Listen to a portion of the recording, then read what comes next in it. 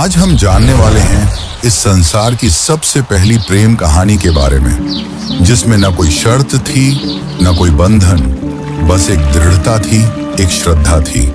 इस कहानी में रंग भी है और दुख का संग भी। ये है शिव और सती की अमर प्रेम कहानी, जिसमें प्रेम है, त्याग है और अंत में एक नई शुरुआत है। तो आइए जानते हैं इस महान प्रेम कथा को, सती कथा को। सती!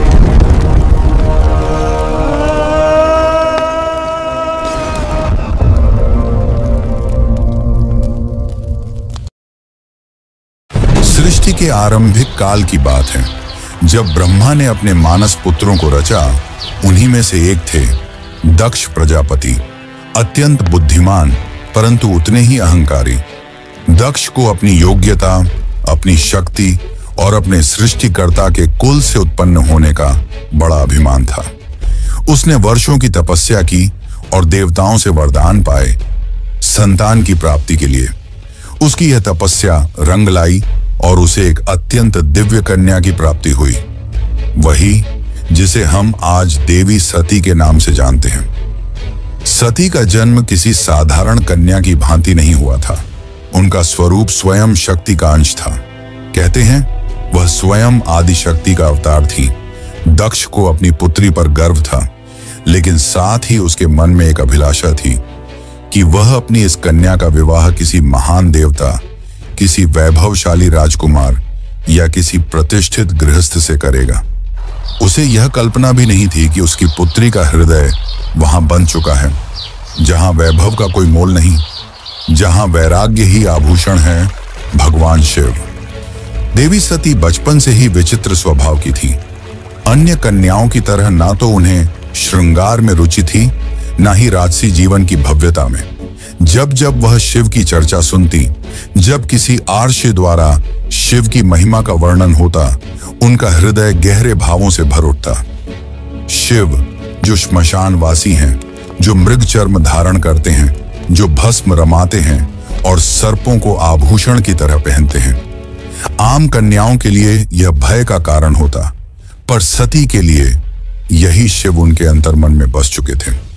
धीरे धीरे यह आकर्षण भक्ति में बदला और भक्ति प्रेम में। अब सती का एक ही लक्ष्य था, शिव को पति रूप में प्राप्त करना। पर यह मार्ग आसान नहीं था।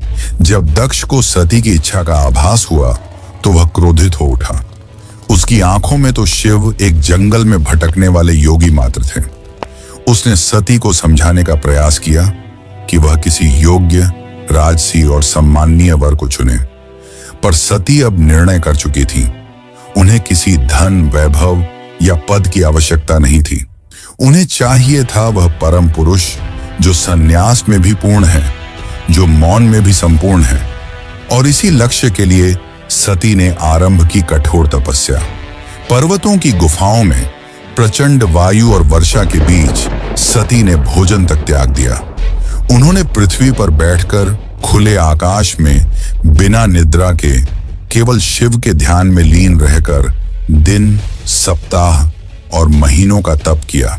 देवताओं तक को आश्चर्य हुआ कि एक कन्या इतनी कठोर तपस्या कैसे कर सकती है।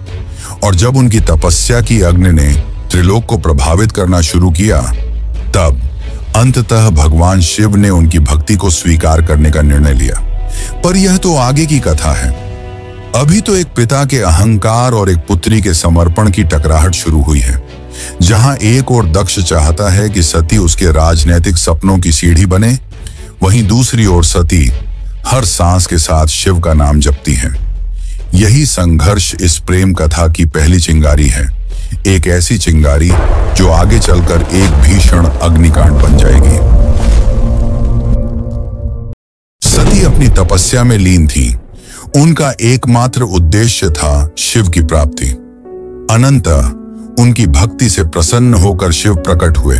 शिव मुस्कुराए और एक क्षण में वह उस तपस्विनी के समक्ष प्रकट हो गए। जैसे ही सती ने अपनी आंखें खोली, उनके सम्मुख खड़े थे वही जिनके लिए उन्होंने सब कुछ त्याग दिया था। शिव ने उनके तप, प्रेम और अटल श्रद्धा को देखा और कहा, हे देवी, तुम्हारा प्रेम मुझे बाध्य करता है। आज मैं तुम्हें अर्धांगिनी के रूप में स्वीकार करता हूं। इस वचन के साथ पूरे ब्रह्मांड में आनंद की लहर दौड़ गई। देवताओं ने पुष्प वर्षा की और फिर आया वह शुभ दिन जिसका साक्षी स्वयं ब्रह्मा, विष्णु और सारे लोग हुए। शिव और सती का दिव्य विवाह। शिव बारात लेकर स्वयं कैलाश से निकले, पर यह कोई साधारण बारात नहीं थी। इसमें भूत, प्रेत, पिशाच, नाग, सिद्ध, योगी, अर्षि, देवता सब सम्मिलित थे। शिव की सवारी नंदी थी, शरीर पर भस्म, जटा से गंगा, गले में नाग। यह स्वरूप देख सभी स्त्रियां भयभीत हो उठी, पर सती के चेहरे पर गर्व था। उन्हें अपने शिव पर गर्व था। वैभव नहीं, सत्य का स्वरूप थे वह। विवाह का आयोजन राजसी नहीं था, पर दिव्यता से भरा हुआ था। स्वयं ब्रह्मा ने मंत्रोच्चारण किया, विष्णु ने कन्यादान किया और समस्त लोगों ने इस मिलन का स्वागत किया। यह केवल दो आत्माओं का नहीं, सृष्टि के दो मूल तत्वों शिव और शक्ति का मिलन था। लेकिन इस भव्य विवाह में एक स्थान रिक्त रहा। सती के पिता दक्ष प्रजापति, वह नहीं आए, ना ही कोई संदेश भेजा, ना ही कोई आशीर्वाद, क्योंकि उनके लिए यह विवाह एक अपमान था, एक चुनौती उनके अभिमान को। उनके अनुसार यह मिलन योग्य नहीं था। और यहीं से प्रारंभ हुआ उस अग्नि कथा का बीज जो आगे चलकर पूरे यज्ञ को जला देगा। समय धीरे धीरे बीतता है। कैलाश पर्वत पर प्रकृति की गोद में शिव और सती अपना वैवाहिक जीवन शांतिपूर्वक और आनंद से व्यतीत कर रहे हैं। कैलाश की गुफाएं, मंदाकिनी की कलकल धारा और बर्फीली हवाएं सब साक्षी थीं उस दिव्य प्रेम की जो समय और शब्दों से परे था। लेकिन इसी बीच एक और स्थान पर कुछ और ही चल रहा था, राजा दक्ष के मन में। सती के शिव से विवाह को वह अभी तक स्वीकार नहीं कर पाया था। हर बार जब कोई शिव की महिमा का गुणगान करता, दक्ष की भौहें तन जाती। उसे लगता कि शिव ने उसकी पुत्री को अपनी योग्यता से नहीं, किसी छल से प्राप्त किया है। वह अपनी सत्ता, अपना रुतबा, अपनी श्रेष्ठता सिद्ध करना चाहता था और उसी घमंड ने उसे एक विशाल यज्ञ के आयोजन की प्रेरणा दी। दक्ष ने यज्ञ का आयोजन बड़ी धूमधाम से किया। ऐसा यज्ञ जिसमें समस्त देवताओं, ऋषियों, सिद्धों और लोकपालों को निमंत्रण भेजा गया। ब्रह्मा से लेकर इंद्र तक हर कोई आमंत्रित था, परंतु एक नाम उसमें अनुपस्थित था, महादेव शिव का। यह कोई भूल नहीं थी, यह था दक्ष का जानबूझकर किया गया निर्णय। उसने शिव को निमंत्रण नहीं भेजा क्योंकि उसका अहंकार उसे यह स्वीकार नहीं करने देता था कि उसकी पुत्री ने उस योगी से विवाह कर लिया, जो ना कोई राज्य रखता है, ना कोई वस्त्र, और जो श्मशान का वासी है। दक्ष को लगता था कि शिव को यज्ञ में आमंत्रित करना उसके सम्मान के विरुद्ध होगा।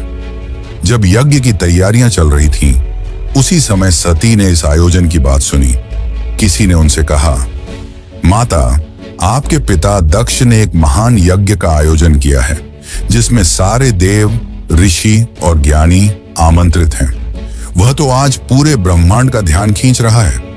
यह सुनकर सती का हृदय कांप उठा। उन्हें विश्वास नहीं हुआ कि उनके पिता इतना बड़ा आयोजन कर रहे हैं और उन्हें कोई सूचना नहीं मिली।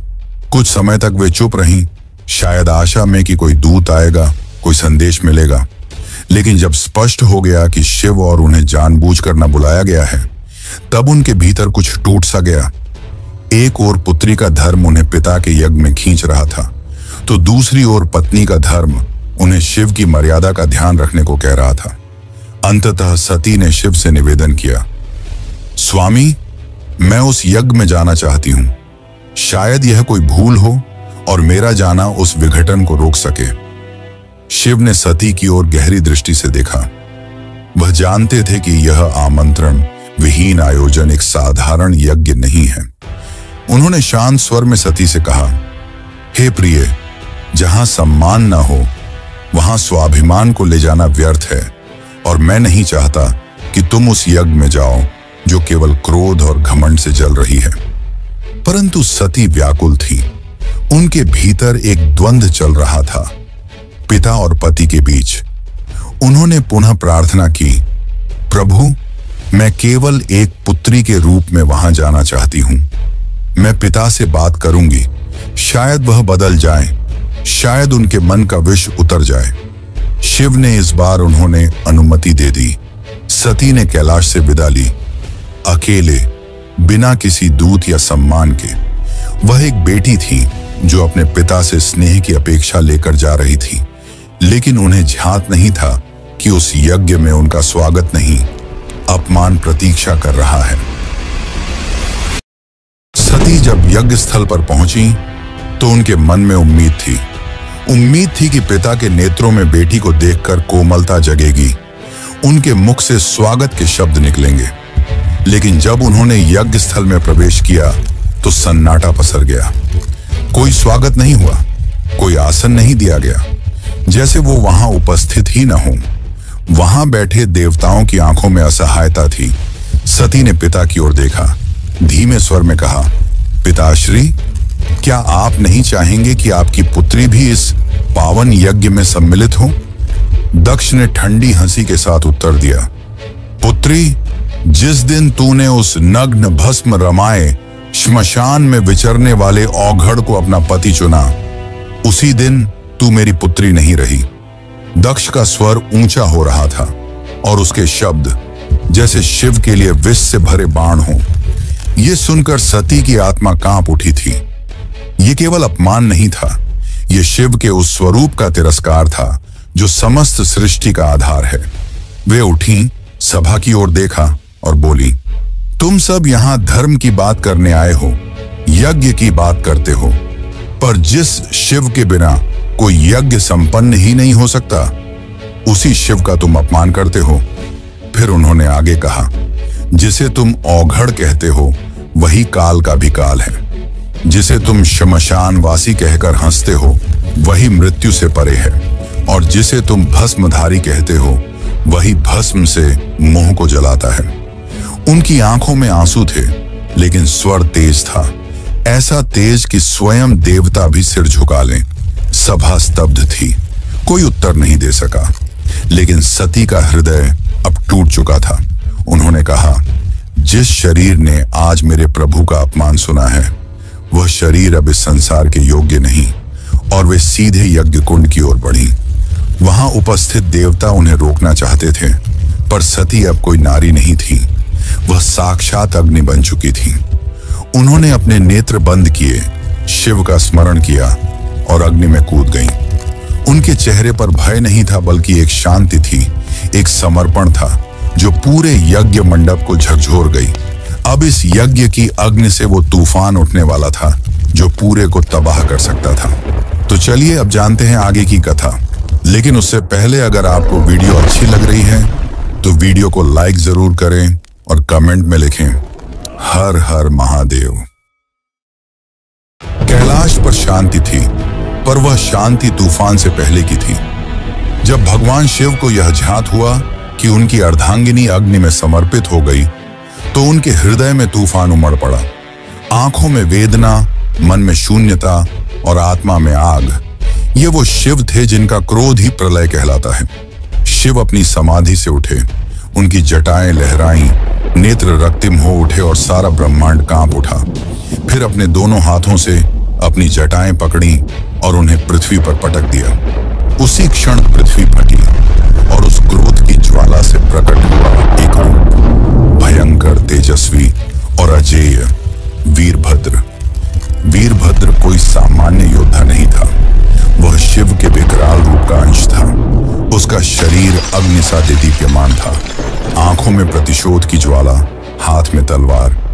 उसका प्रकट होना सृष्टि के संतुलन को डगमगाने लगा था। वीरभद्र प्रचंड गति से दक्ष के यज्ञ की ओर बढ़ चला। जिस दिशा में वह चलता, धरती कांपती, आकाश बदलता और देवताओं के हृदय कांप उठते। जैसे ही वीरभद्र यज्ञ स्थल पर पहुंचा, आकाश में अंधकार छा गया और वीरभद्र प्रकट हो चुका था। उसकी उपस्थिति मात्र से यज्ञ की अग्नि थर्रा उठी। वह बिना रुके आगे बढ़ा। पहले यज्ञ वेदी को तोड़ा, फिर वेद पाठ करने वाले ब्राह्मणों को हटाया। उसकी आंखों में एक ही लक्ष्य था, दक्ष। वीरभद्र के सामने कोई नहीं टिक सका। में शिव का शाप था और हर गर्जना में सती का विलाप। अंततः वह दक्ष के सामने पहुंचा। दक्ष अब भी अपने अभिमान में डूबा था। वह चिल्लाया, मैं यज्ञ करता हूं, मुझे कोई छू नहीं सकता। वीरभद्र ने उसकी आंखों में देखा और कहा, तू पिता कहलाने योग्य नहीं। आज तुझे उसी अग्नि में भस्म करूंगा जिसमें तूने धर्म का मजाक उड़ाया। और एक ही झटके में वीरभद्र ने अपनी तलवार से दक्ष का सिर धड़ से अलग कर दिया। पूरी सभा में सन्नाटा छा गया। देवता स्तब्ध रह गए। यज्ञ की अग्नि बुझ गई और पृथ्वी पर सिर्फ राख रह गई। वो राख जो अहंकार, अधर्म और अपमान की अंतिम परिणति थी। वीरभद्र शिव की आज्ञा पूरी कर चुका था। पर यह कहानी यही नहीं रुकती। अब आएगा वो क्षण जब शिव स्वयं यज्ञ स्थल पर पहुंचेंगे, सती के शव को उठाएंगे और सृष्टि में संतुलन डगमगाएगा।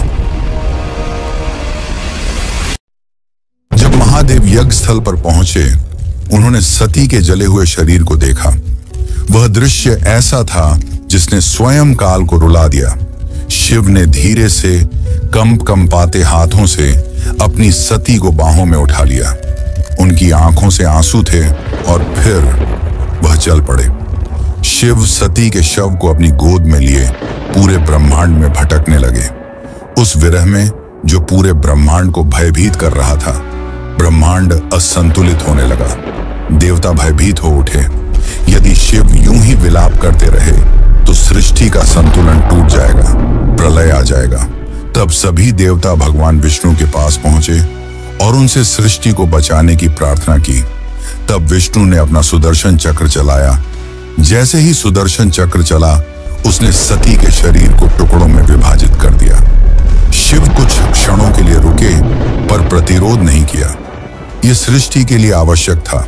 जहां जहां सती के अंग गिरे, वहां दिव्य ऊर्जा फैल गई। पृथ्वी के वे स्थान शक्ति से भर उठे और वहीं बने शक्तिपीठ। ये कोई सामान्य स्थल नहीं थे। ये उस अमर प्रेम की गवाही थे जो शिव और सती के बीच था। ये थे वे स्थान जहां स्त्री, शक्ति, प्रेम, बलिदान और भक्ति सब कुछ एक साथ साकार हुए।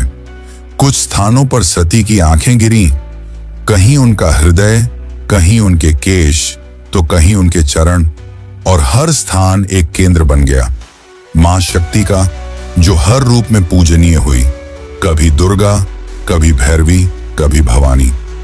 यही वे स्थान हैं जिन्हें आज हम कामाख्या, वैष्णो, ज्वाला, हिंगलाज और तारापीठ जैसे नामों से जानते हैं।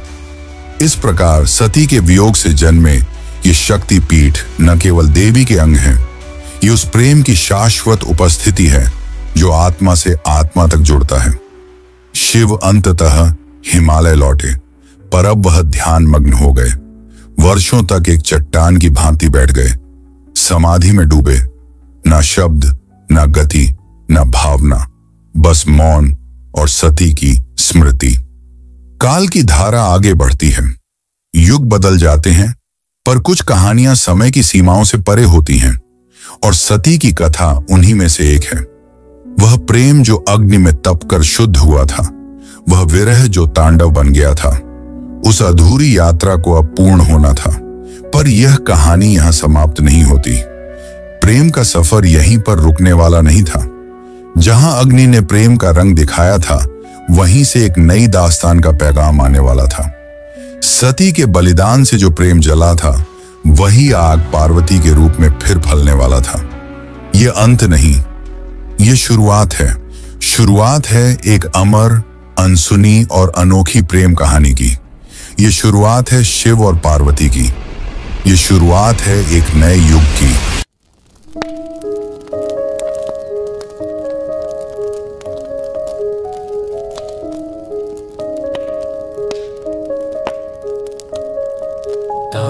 करुण सत्य सारिका अपरिजय शिवरायिका अबला जड़ पथिर पालिका हरदासिका सदारिका बलनि कुशैकराग्रा नति नृग्ना भवसारिका किन कर्तास्मान स वैष्णव जल्पतो किनो प्रमुञ्च